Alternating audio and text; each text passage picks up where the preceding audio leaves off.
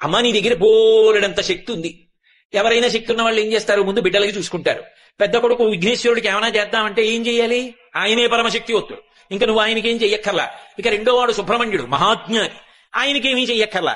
మీ ఆయన మహానుభావ అముణ్ణి కలిచేశాడు, ఇంకా ఆయన వివాహం ఎందుకు చేసుకుంటాడు.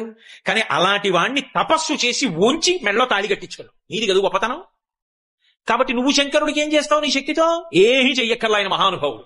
మరి నీ శక్తి అంతా ఏం చేస్తావు, పెద్ద కొడుక్కి నువ్వేం చెయ్యక్కర్లా, రెండో వాడికి చెయ్యక్కర్లా, మీ ఆయనకి చెయ్యక్కర్లా, మీ శక్తిని అంతటిని ఏం చేస్తావు అంటే నన్ను వచ్చి అడగక్క. ఎవడైనా వచ్చి ఆవిడ దగ్గర ఇలా వంగితే చాలట, అప్ప ఒక్కడ దొరికాడు రాని ఇవ్వడానికని ఇచ్చేస్తుంది.